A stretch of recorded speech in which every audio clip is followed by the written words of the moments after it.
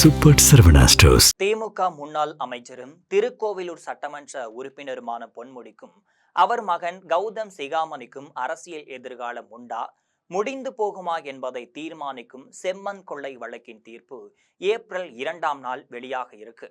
இது பற்றி ஜெம் தொலைக்காட்சி வழங்கும் சிறப்பு செய்தியில விரிவா பார்க்கலாம்.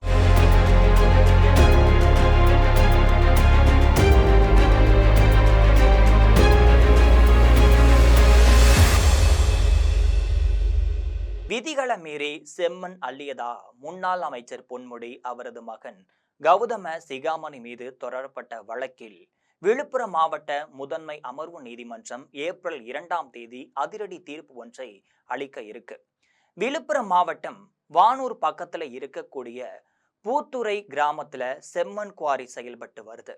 இந்த குவாரியில அனுமதிக்கப்பட்ட அளவை மீறி 2,64,644 லோடு செம்மண் கடத்தி இருக்காங்க. இதனால அரசுக்கு ரூபாய் 28.36 கோடி இழப்பை ஏற்படுத்தியதா திமுக முன்னாள் அமைச்சர் பொன்முடி, அவரது மகன் கௌதம சிகாமணி, அவர்களது ஆதரவாளர்கள் ஜெயச்சந்திரன், ராஜ மகேந்திரன், சதானந்தம், கோதகுமார், கோபிநாதன், லோகநாதன் ஆகிய 8 பேர் மீது விழுப்புரம் மாவட்ட குற்றப்பிரிவு போலீசார் கடந்த 2012ஆம் ஆண்டு வழக்கு தொடர்ந்திருந்தாங்க. இந்த வழக்கின் மீதான விசாரணை விழுப்புரம் மாவட்ட முதன்மை அமர்வு நீதிமன்றத்துல நடைபெற்று வருது ஒரு பக்கம்.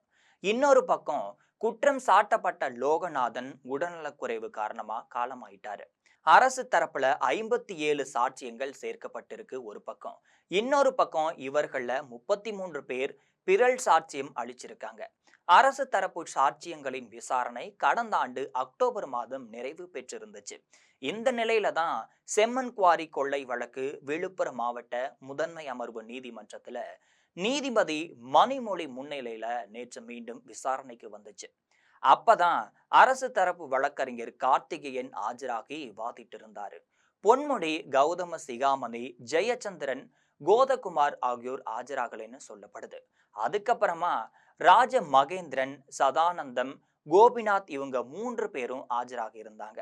இரு தரப்பிலும் வாதங்கள் முன்வைக்கப்பட்டிருந்துச்சு. இதை தொடர்ந்துதான் அனைத்து நிலைகளிலும் விசாரணை நிறைவு பெற்றதால செம்மன் கொள்ளை வழக்கு மீதான தீர்ப்பு வர்ற ஏப்ரல் 2ஆம் தேதி அளிக்கப்படும்னு மாவட்ட நீதிபதி மணிமொழி தெரிவித்திருக்காரு. மேலும் அவர் தீர்ப்பு வழங்கப்படும் நாள்ல இருந்து குற்றம் சாட்டப்பட்ட அனைவரும் ஆஜர்படுத்த குற்றப்பிரிவு போலீசாருக்கு அதிரடி ஒரு உத்தரவையும் பிறப்பிச்சிருக்காங்க.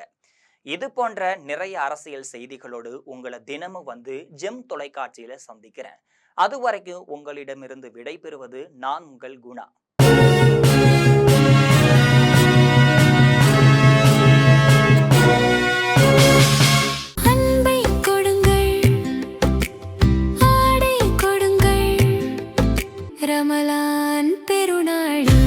Super Saravana stores.